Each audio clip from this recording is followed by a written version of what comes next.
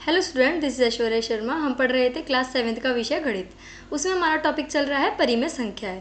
परिमेय संख्याएं में लास्ट क्लास में हमने 9.1 का ए पार्ट करा था, कुछ क्वेश्चन हमने करे थे। आज हम और आगे के कुछ क्वेश्चन जानेंगे। देखिए क्वेश्चन नंबर 5 हमारे सामने है। एक संख्या रेखा पर बिंदु P, Q, R, S, T, U, A और B इस प्रकार हैं कि TR जो है वो इक्वल है RS के, SU के तथा AP के, PQ के और QB के। P, Q, R और S से निरूपित संख्याएं परिमेय संख्याओं को लिखिए। तो U, S, R, T, A, P, Q, B ये सारा हमारा क्वेश्चन दिया हुआ है। तो हमें क्या करना है, प्रत्येक भाग 0 से 1, 1 से 2, 2 से 3, 3 ऐसे करके हमें दिया हुआ है। ये 3 बराबर भागों में विभाजित करके प्रत्येक बिंदु को निरूपित करते हैं। अब देखो यहाँ क्या है, ए पार्ट को देखिए आप। यहाँ कहाँ है ए पार्ट हमारा, ये रहा ए पार्ट है ना। तो कितने पार्ट्स में है, 1, 2, 3, 3 पार्ट्स में ये हमारा डिवाइडेड है। तो ये क्या होगा, ये हमारा होगा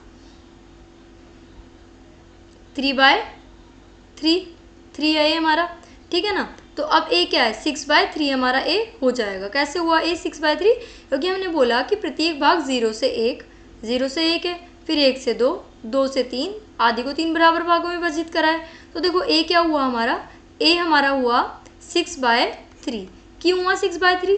3 तो देखो इसलिए हुआ क्योंकि हमने इसे 3 पार्ट्स में डिवाइड करा है। और यहाँ पर क्या है, 2 है, तो 3 2 6 होता है, तभी तो हमने 6 लिया। हम 5 लेते तो 2 नहीं आ पाता एग्जैक्ट, तो इसलिए हमने इसे बोला 3/6। अब ये 3/6 है, तो ये P वाला क्या हो जाएगा, ये हमारा हो जाएगा 7/3। फिर ये Q वाला क्या हो जाएगा, Q वाला हो जाएगा 8/3 और B वाला क्या हो जाएगा 9/3। एक बार मैं और एक्सप्लेन कर देती हूँ। देखो यहाँ पे इसके कितने पार्ट थे, इसके पार्ट थे 1, 2 और 3। तो जितने पार्ट होते हैं वो तो आता है डिनोमिनेटर में। बताई थी ये बात मैंने आपको जब संख्या रेखा बनानी सिखाई थी। और ऊपर क्या है, हमें सॉल्व करके लाना है 2। तो जब हम किसको 3 से भाग देंगे 2 आए, तो 6 को भाग देना पड़ेगा। तो 6 को जब हम 3 से डिवाइड करेंगे तब क्या आएगा, 2 हमारे पास आएगा। तो इसलिए हमने यहाँ 6 लिया।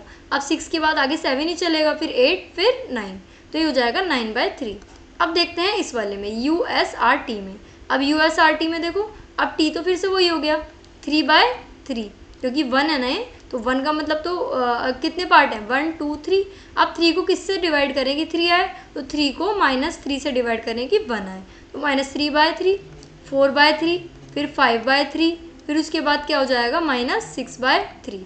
तो ये आ गया, T की वैल्यू 3/3 आ गई, 4 की वैल्यू -4/3 आ गई, S की वैल्यू -5/3 आ गई और U की वैल्यू क्या आ गई 6/3। तो PQR और S से निरूपित परिमेय संख्या है 7/3, 8/3, -4/3 और -5/3। अब देखिए 6th क्वेश्चन हमारे सामने है। निम्न में से कौन सा युग्म एक ही परिमेय संख्या को निरूपित करता है, ठीक है ना। तो अब परिमेय संख्या को निरूपित करता है, कितने पार्ट हैं इसके, 1, 2, 3, 4, 5, 6 एंड 7 पार्ट इसके हैं। अब एक ही परिमेय संख्या का मतलब यहाँ पर ये है कि जब हम उसे सॉल्व करें या मल्टीप्लाई करें तो हमारा आंसर क्या है, बिल्कुल सेम है। जैसे अब देखो यहाँ है 2/4 और ये है 6/12। अब देखो क्या है, एक ही परिमेय संख्या है या अलग अलग हैं। सॉल्व करो, 2 1 2, 2 2 4, 1/2 आया बेसिकली सॉल्व करके सिंपलेस्ट फॉर्म में। अब 6 1 6, 6 2 12, ये भी 1/2 आया। तो हुई नहीं हुई एक ही परिमेय संख्या है, पर यहाँ पे आपको प्लस माइनस का भी ध्यान रखना है। अब देखो यहाँ क्या है, 7 1 यहाँ पे लिखेंगे, हम सॉल्व करेंगे, 7 1 7, 7 3 21। अब ये क्या है, 3 1 3, 3 3 9, सॉल्व करके आया -1/3, आया 1/3। अब एकदम से हम क्या गलती करते हैं, हम माइनस नहीं देखते हैं, तो हम 1/3 और 1/3 को एक ही मान लेते हैं। पर देखो ये निगेटिव में है और ये किस में है, ये पॉजिटिव में है, तो इसलिए एक ही परिमेय संख्याएं नहीं हो सकती। अब सेकंड पार्ट देखो, 16/20 और 20/25। तो ये तो देखो इसमें क्या है, माइनस चाहे डिनोमिनेटर में हो न्यूमरेटर में, माइनस यहीं माना जाता है। तो देखो इसको सॉल्व करेंगे, 4 4 20 और 4 4 16 और 4 5 20। अब यहाँ देखो 5 4 20 और 5 5 25। तो ये भी -4/5 और ये भी -4/5 हो गया।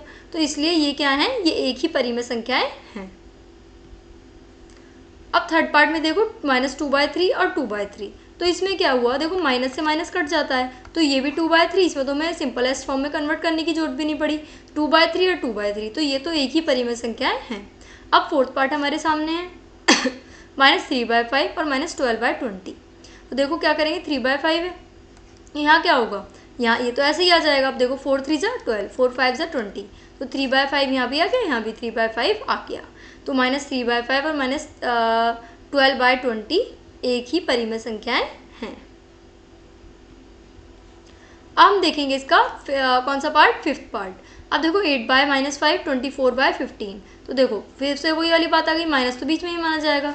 6 किससे कटेगा, 3 से, 3 जा 24, 3 5 जा 15, तो -8/5 ये हमारा ये हो गया।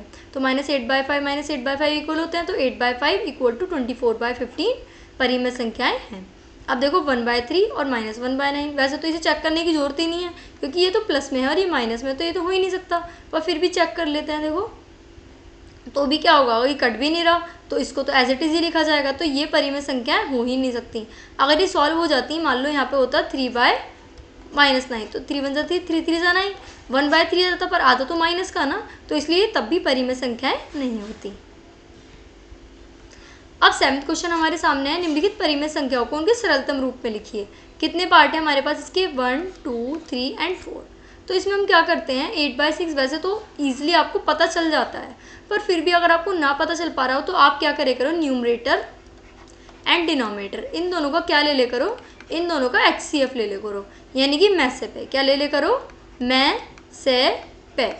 तो मैं से पे क्या होता है, महत्तम समापवर्तक यानी कि हाईएस्ट कॉमन फैक्टर, ठीक है ना। तो अब देखो 8 और 6 का मैं से लेंगे तो क्या आया हमारा, 2 आया। कैसे आया 2, देखो 8 के फैक्टर यहाँ लिखो 1 2 4 एंड 8। अब यहाँ लिखो 6 के फैक्टर, 6 के फैक्टर क्या होंगे, 1 2 3 एंड 6। तो देखो 2 आया ना कॉमन फैक्टर हाईएस्ट वाला, तो 1 भी है वैसे तो ऊपर, लेकिन हाईएस्ट वाला देखते हैं तो 2 है, तो इसलिए 2 इसका में से हो गया। तो 8/2 और 6/2, तो 8 को 2 से डिवाइड करेंगे 4/3 और ये भी आ जाएगा, 6 को 2 से करेंगे तो 3। अब 25/45, अब इनके एलसीएम ले लेंगे। देखो ये रहा 25, इसके फैक्टर लिखो 1 2 तो होगा नहीं, 5 और 25 यही होगा बस। अब हम क्या करेंगे, अब हम देखेंगे 45 के फैक्टर। अब इसमें देखो 1 1 के बाद 5 5 के बाद 9 9 के बाद क्या होगा, 9 के बाद 15 15 के बाद 45। तो देखो 5 ही इसमें कॉमन फैक्टर है, तो 25 और 45 का में से कितना हो गया, 5। अब 25 को 5 से डिवाइड करेंगे, 45 को भी 5 से डिवाइड करेंगे, तो 5 5 जा 25 और 5 9 जा 45, तो 5/9 ये हो गया। अब क्या है 44/72 है ना, तो 44 और 72 का एलसीएम में से लेंगे, तो मैसेज हम लेंगे तो इसका आंसर आएगा 4। अब देखो 44 को 4 से डिवाइड करो, 4 1 जा 4 4 1 जा 4 11 आ गया। अब इसे डिवाइड करो तो 4 1 जा 4 और 4 8 जा 32 होगी, 3 कैरी बचे, रिमाइंडर बचा होगा वहाँ, तो 3 और 2 और 2 हम वहाँ से कैरी ले लेंगे तो 32 हो जाएगा, तो इसलिए 18। अब देखो 8/10, तो 8 और 10 का में से लेंगे तो हमारा क्या आएगा, 2 आएगा। तो 8 को भी 2 से डिवाइड करेंगे, 10 को भी 2 से डिवाइड करेंगे, तो क्या आएगा, 2 4 जा 8 और 2 5 जा 10, तो -4/5 ये हमारा हो गया। 2 4 जा 8 और 2 5 जा 10, तो ये आ गया -4/5। तो ऐसे हमने इन्हें सिंपलेस्ट फॉर्म में कन्वर्ट कर दिया। अगर आप डायरेक्टली कर सकते हैं कि जैसे आपको डायरेक्टली पता है 5 5 जा 25 और 5 9 जा 45 डायरेक्ट कर सकते हैं। अगर जैसे अब ये वाला क्वेश्चन था 2 4 जा 8 2 3 जा 6, 2 4 जा 8 और 2 5 जा 10, आप ऐसे भी कर सकते थे। अब इसमें देखो इसमें कैसे करते हैं, इसमें 4 से पता है हमें, 4 1 जा 4 4 1 जा 4 4 8 जा 32, तो ऐसे भी आप डायरेक्ट कर सकते हैं। मैसेज इसलिए कि अगर आप भूल जाएं काटना। अब देखो संकेत दिए हुए हैं, साइन दे रखे हैं स्मॉलर ग्रेटर एंड इक्वल में सही संकेत चुनकर रिक्त स्थानों को भरिए। तो देखो पहले हमें देखना पड़ेगा कि क्या इनके डिनोमिनेटर सेम है या नहीं है। अगर डिनोमिनेटर सेम है तो हम डायरेक्टली बता सकते हैं, है ना। और इस क्वेश्चन में तो हम फर्स्ट क्वेश्चन में तो वैसे ही बता सकते थे, क्यों, क्योंकि ये नेगेटिव है, ये पॉजिटिव है, तो नेगेटिव नंबर तो कितना भी बड़ा हो वो हमेशा पॉजिटिव नंबर से क्या होगा, छोटा ही होगा। तो -5/7 2/3 से क्या है, ग्रेटर है। क्यों, क्योंकि धनात्मक संख्या ऋणात्मक संख्या से बड़ी होती है, तो इसमें हमें कुछ सॉल्व करने की जरूरत ही नहीं है, तो डायरेक्टली हमने इसका आंसर यहाँ पर दे दिया। अब देखो सेकंड क्वेश्चन, सेकंड पार्ट में क्या है, -4/5 -5/5, अब 5/7। अब इसमें हमें पता नहीं चल रहा, क्यों, क्योंकि दोनों माइनस में है। अब दोनों माइनस में भी है, यहाँ से भी हम पता नहीं लगा सकते। अब डिनोमिनेटर चेक करो, क्या डिनोमिनेटर सेम है, नहीं डिनोमिनेटर भी सेम नहीं है, तो हम क्या करना पड़ेगा, इनके डिनोमिनेटर को सेम बनाना पड़ेगा। डिनोमिनेटर को सेम कैसे बनाते हैं, अब देखो -4/5 है और यहाँ क्या है -5/7 है, तो 7 की मल्टीप्लाई इस दूसरे डिनोमिनेटर की मल्टीप्लाई सेकंड डिनोमिनेटर की मल्टीप्लाई फर्स्ट वाले न्यूमरेटर डिनोमिनेटर में कर देते हैं, और फर्स्ट वाले डिनोमिनेटर की मल्टीप्लाई सेकंड वाले न्यूमरेटर और डिनोमिनेटर में कर देते हैं। तो ये हो जाएगा 4 7 जा 28/35 माइनस का, और ये क्या है माइनस 5 5 ज़ा 25/35। अब मैंने आपको बताया था कि जो माइनस वाले होता है उसमें उल्टा होता है, तो यहाँ पे -28 क्या हो जाएगा, छोटा हो जाएगा और ये बड़ा हो जाएगा, तो लेकिन हम लिखेंगे यहाँ पे रियल फॉर्म में ही, तो इसलिए 4/5 -4/5 लेस है -5/7 से। अब थर्ड पार्ट देखो, थर्ड पार्ट में क्या है 7/8 और 14/16, ठीक है। तो अब देखो क्या है 7 2 इसको सेम बनाने के लिए क्या करेंगे, ज़रूरी नहीं हम अगर हम नॉर्मली हमारा सेम हो रहा है तो नॉर्मली भी हम सेम कर सकते हैं। अब देखो 7 × 2 और 8 × 2, तो ये क्या हो जाएगा 14/16 और 14/16, तो ये तो इक्वल हो गए, तो इसलिए हम कह सकते हैं 7/8 और 14/16 इक्वल है, ठीक है। आप ऐसे भी कर सकते थे 2 7 ज़ा 14 और 2 8 ज़ा 16, ऐसे भी हमारे इक्वल आ रहे हैं।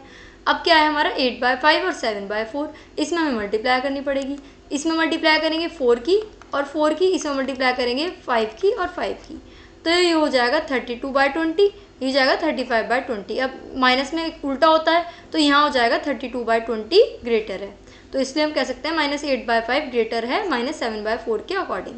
अब 1/3 और 1/4 है, तो फिर से वही 1/3 और 1/4 में क्या कर रहे हैं, तो इसमें तो पता चल रहा है कि ये किसी डिजिट के 3 में, तो क्या है -3/4 है और -1/4 है, तो देखो इसमें क्या है किसी डिजिट के 3 में से एक पार्ट हमने लिया है और इसमें 4 में से एक पार्ट हमने लिया है, तो जब 4 में से एक पार्ट लिया है तो वो तो छोटा होगा 4 में से एक पार्ट, पर माइनस का क्वेश्चन है तो वो उल्टा होता है माइनस के क्वेश्चन में, तो इसलिए ये बड़ा हो जाएगा।